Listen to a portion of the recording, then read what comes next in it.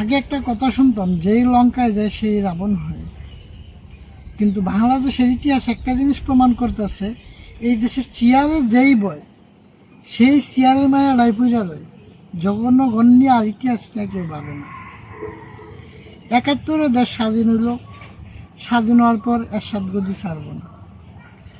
ছাত্ররা আন্দোলন করলো, করে এরশাদ নামাইল। শেষ মুহূর্তে আবার কি খালেদাও গদি ছাড়ব না। খালেদারও ছাত্ররা আন্দোলন করে গদি থেকে নামাইল। হাসিনাও গদি ছাড়ব না। হাসিনারও ছাত্ররা আন্দোলন করে গদি থেকে নামাইল। তো এখন প্রশ্ন হলো, এরশাদের আমলে ছাত্ররা স্বাধীনতা নতুন ঘোষণা দিল না, খালেদার পতনেও ঘোষণা দিল না, তো হাসিনা পতনে যে দাগ করে একটা স্বাধীনতা ঘোষণা যে দিলেন, এখন প্রশ্ন হলো আপনারা কি আসলে দেশ স্বাধীন করছেন নাকি একটা কোনো গণ অভ্যুত্থান করাইছে? অভ্যুত্থানের স্বাধীনতা কি এক? আচ্ছা, গেল একটা কথা। দ্বিতীয় কথা হলো, সবাই নতুন নতুন দল, সবাই নতুন নতুন নেতা। এনসিপির ছাত্ররাও বয়স কত আমি নিজেও জানি না, কারণ ইদানিং বিভিন্ন জায়গাতে এমন অনেক ছাত্র নেতা পাওয়া যায় যে সমস্ত ছাত্র নেতা দেখা গেছে এই 50 বছর যাদের ছাত্রই থাকে। আপনারা যে দেশের সেনাবাহিনীকে নিয়ে যে প্রশ্ন তুললেন, সেনাবাহিনীর বুদ্ধি কম, কেন বাংলাদেশ সেনাবাহিনীর বয়স কত আর আপনাদের বয়স কত, সেই হিসাবটা কি কখনো দেখছেন? দেশে পুলিশ বালানা, একজন লাইভে আয়া বলল, আরেকজন বলতে দেশে সেনাবাহিনী ভালো না। তার মানে আপনারা কি দেশে একটা মব শাসন ধরে রাখার চিন্তাধারা করতেছেন? এনসিপির যারা সমর্থন করেন তাদের কাছে আমাদের একটাই কথা, আসলে কি এই দেশটাকে আপনারা মব শাসন করতে চাইতেছেন নাকি?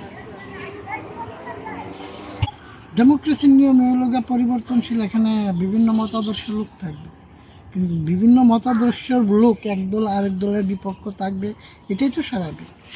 কিন্তু এখন কি আপনাদের সাধারণ জনগণের কাছে আমার প্রশ্ন, আর সাধারণ শিক্ষার্থীদের কাছে প্রশ্ন, এখন কি এইটা মতাদর্শ হইতেছে নাকি এই আইন ব্যবস্থার উপর এত প্রশ্নবিদ্ধ কইরা রাষ্ট্রটাকে একটা ভঙ্গুর করার কোনো ষড়যন্ত্র চলতেছে? আর যদি ভঙ্গুর হয়, তাহলে ছাত্র আন্দোলনের কারণে যদি দেশে একটা রক্তক্ষয়ী কোনো কিছু ঘটে, তার দায় কি সাধারণ ছাত্ররা এড়াইতে পারবেন? কোনো রাজনৈতিক দলেই পরিপূর্ণ ভালো না, আবার পরিপূর্ণ খারাপ না। আওয়ামী লীগ, বিএনপি, জাতীয় পার্টি, সব রাজনৈতিক দলেই কিছু ভালো খারাপ আছে, যার কারণে তো ক্ষমতার পালারও দল যাবে। কিন্তু এখন পুলিশের উপরে প্রশ্ন উঠতেছে, সেনাবাহিনীর উপরে প্রশ্ন উঠতেছে, তার মানে কি দেশে আইন শৃঙ্খলা ভেঙে কি একটা মব সৃষ্টি করে অন্য একটা কিছু করার পায় তারা? গুলশানে পাকিস্তানের পতাকা উড়াইয়া পাকিস্তানের স্বাধীনতা পালন করা হইল, এটা আমি একটা খবরে পাইলাম, অসুস্থতার কারণেও করতে পারি না। তো প্রশ্ন হলো, পাকিস্তানের পতাকা যদি উড়ানি হয়, তাহলে তো এখন দেশটা দুইটা ভাগে ভাগ। একটা হলো মুক্তিযোদ্ধার বীর, যারা বাংলাদেশে 14 পুরুষ ধরে আছে, আরেকটা হলো পাকিস্তানি বীর।